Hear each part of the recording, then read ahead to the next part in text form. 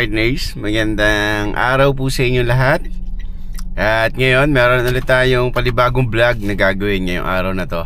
At isa rin po ito sa napakaganda rin na pakiramdam ng isang maging may-ari ng bahay. Kasi ngayong vlog na to partners, kahapon nag house blessing tayo.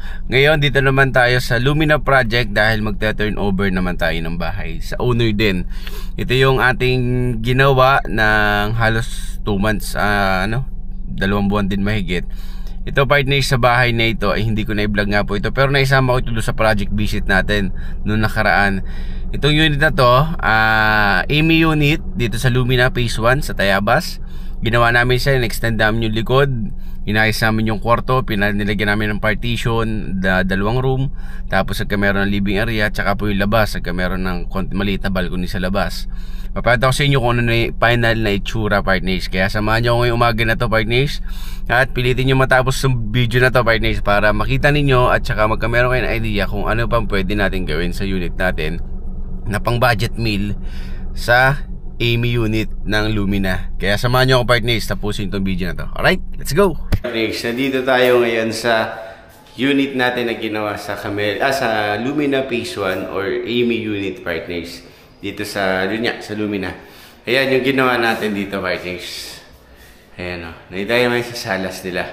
Sa salas na ginawa natin. Tsaka ito yung 2 room na ginawa natin. Pakita ko sa inyo kung ano yung pinaka final touch na itong ating ginawang bahay. Alright, explain ko muna sa inyo sa labas. Alright partners, dito tayo ngayon. Palabas tayo. Bali dito po sa labas, naglagay tayo ng bakod. Ayan o. Naglagay tayo ng bako dito. Ayan. Okay. Tapos ito yung grills na pinagawa ni client. Naka-tubular na nakatagilid para hindi siya masira pag naulan. Ayan. Nakagilid. May design din na nangyari. Okay. Tapos nilagyan natin ng tiles, partners. Ayan. Okay. Ayan. Tapos pinaka-gutter sa bubong. Then ito yung pinaka gate. Tapos naglagay tayo ng 2 ilaw sa labas. Ayan partners, ang ganda. Okay, pagpasok, kasi mataas po yung bahay, itong lupa ng ginawa natin, kaya nagkameron ng baitang, mataas yung pwesto. Ayan, kaya nagkameron ng dito ng step. Dito partners, may maliit silang dito, balcony sa labas para pwede pa po dito pag may bisita, merong space. Tapos naglagay tayo ng ceiling design dito. Ayan o. 2 pin light, tsaka po center light. Ayan. Then nagpabago na rin po si client ng bintana. Ginawa ng awning type po ito. Tsaka po yun, awning type na rin yan partners. Tapos dito naglagay tayo ng abang ng aircon. Makikita nyo po yan sa loob mamaya. Pagpasok natin sa kwarto. Sukat po nito 0.5 horsepower na window type. Okay? Ayan. Siya nga pala, partners, magpapagawa kayo, yung kakalimutan na maglagay ng space dito. Dahil dito po, hindi mo mababasa pag nagpabakod kayo ng ganitong kalaki. Baka kaysa pumasok pa po yung magre-reading ng kuryente, mas maganda magkameron na ng butas doon. Okay? Pagpasok po, upon entry, ito na yun. Wow. Boom. Alright. 2 room, partners, isa, 2. Tapos meron pa ng living area. Tsaka po ito yung pinaka-dining area.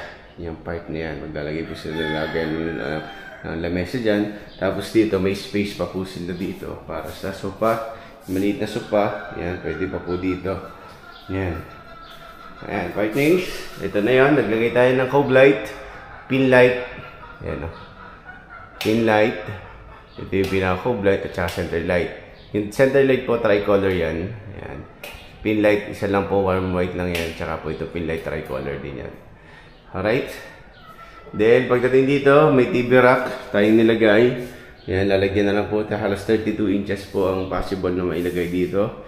May mga patungan na shelf sa ibabaw, tsaka sa gilid, at tsaka dito sa ilalim. Yan yung ginawa natin. Then, dito partners, sa dining area, naglagay tayo ng ilaw na konting design. Yan, parang bola siya ng soccer. Soccer yung siguro naging naging idea nito. Yan yung nilagay natin para sa dining. Tapos, naglagay tayo ng pin light na 4 na kanto partners. Alright. Then, pagdating dito sa part na to, ito yung 2 kwarto partners. nakasukat po ito para sa ano, single bed. Yan. Yan. Sinukat ko po ito para single bed, para may space pa po pagka maglalagay sila ng kung kama. Then, nagkameron pa nga ng cabinet partners. So, yan. Yan yung cabinet po na nilagay natin. Open shelves yung ibabaw. Tapos dito ay mga ano, may pinto. Then, may apat po na no, pin light. Yan, partners. Then, center light. Dahil ito yung inabang ko na aircon. Yan. Yan, partners. Alright. Then, pagpasok, sa kabilang room tayo. Ito yung isang room, partners. Ayan. Same lang doon sa kabila. Size din po nito, sukat sa double, sa single bed. Yan. Tapos, may pin light na design, tsaka po center light, partners. Tapos, sa kagandahan nito, nakabang na rin po yung aircon para sa window type na 0.5. Then, ito, may cabinet ulit po sila, sir. Kung sakali man na may lagay ng gamit. Alright. Then, dito, partners, sa labas, sa CR naman tayo. Pagpasok po ng CR, ito na yung ginawa namin. Merong heater, partners, diba? Walang kalugi-lugi dito sa bahay na to pag pinaupahan. May heater, Yan, partners. Naglagay tayo ng heater dito at saka po exhaust fan. Ayan, partners. Exhaust fan ang ating nilagay dito. Alright, tapos sa CR ng Lumina, wala pa tayong ginawa. Same pa rin, as is pa rin, ganyan pa rin po yung tiles niya. Yan yung tiles pa rin noon nung ginawa itong bahay na to. Okay, ito yung pinakamaganda dito. Ito yung in-extend natin, partners, sa likod. Ginawa natin kitchen area. Ayan, partners. Nung ginawa kong vlog nung nakaraan na project visit, wala pa po yan. Pero ngayon meron na, partners. Ayan. Okay, yung ginawa ko po dito, naglagay tayo ng aluminum cabinet. Yan. Mga shelves para may available. Tapos dito po, lagay ng mga pinggan, tsaka baso dito para hindi mahirapan si client. Tapos ito, may shelves pa dito. Then, naglagay tayo ng tiles, 30 by 60 na wall, backsplash. Tapos available na outlet para sa mga rice cooker or ano man na oven. Then, 60 by 60 na tiles, marmolize na design. Yan. Then, kitchen sink, tsaka po gripo. Ang kagandahan dito pa sa Lumina Bard na isa, napakalakas sa tubig. Walang problema sa tubig. Alright.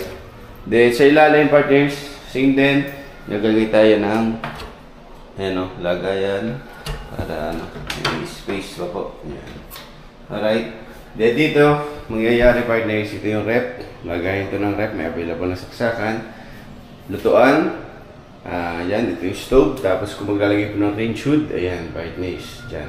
Tapos may nakaabang na po tayo ng exhaust para pag naglagay ng range hood, sasalpak na lang po yung tubo. Dyan sa tubo na yan. Yan. Okay? Dito sa pailaw natin, naglagay tayo ng cove light, partners. Yan, kung mapapansin nyo. Tsaka po pin light. Yan. Yan yung pin light. Then center light, partners. Tricolor din tayo, alam ko. Ayan, tricolor. Ang pin light po, tricolor din yan. Yan. Tapos ito, warm white lang to. Ito ang pinaka strip lights natin. Isa pa pong maganda dito sa bahay nito, partners, kasi nagkameron ng laundry area. Yan, partners. Laundry area, nagkameron tayo ng grills dito para po for safety din ng mayari. Yan, nilagyan natin para hindi pasukan or mas maganda po ito nalagyan. Then, may space po dito na napakalaki para sa paglalaba. Pag naglaba po si client dito, may sampayan na agad siya dito. Ayan, partners. Ayan. Then, available na outlet, gripo. Ayan, malakas talagang tubig dito. Ayan, partners. Okay? Yan yung ating ginawa dito sa unit na to, na Amy. Sipin nyo, nagawa natin ng gatong kaliit lang, Talagang iba nagagawa ng imagination. Yan, dahil sa imagination, partners, nangyari to. Naging flesh na input natin or na gawa natin ng paraan para magkameron ng dalawang kwarto, may living area, may dining area, may kitchen, tsaka laundry. Tapos may space pa sa harap, partners, di ba? Ayan. Grabe, Lapit niya, Ayan, partners. Comment down below, partners, kung may napansin kayo na na kaya-aya, or kung may comment din kayo na hindi kaya-aya, comment down below at i-discuss natin. Kung itatanong nyo po kung ano yung mga tiles na ginamit natin, kung ano naman po, i-comment down below, partners, at para matulungan ko po kayo about doon. Ayun, partners, ito yung ating update dito sa ating Lumina project. At ito na yung araw para i-turn over natin sa may-ari yung bahay na ito. Kaya ayun, partners, maraming salamat po ulit sa lahat ng pagtutok nyo dito sa ating PHB Construction and Services or dito sa Mr. Pablo Vlogs. Maraming salamat po. Yun nga po, ulitin ko, kung may question kayo, comment down below at sasagutin po natin. Alright, yan yung ating naging project noong nakaraang taon na this 2024 is turnover na. Kaya kung may mga balak po kayo may paggawa ng bahay, comment down below, partners, at pupuntahan po natin yan. Pero dito po muna sa Quezon kasi hindi pa tayo makalayo masyado, pero siguro pagdating ng ilang buwan pa, try natin na makapasyal ng ibang lugar. Alright, partners, maraming salamat po. Hanggang dito muna. Bye-bye!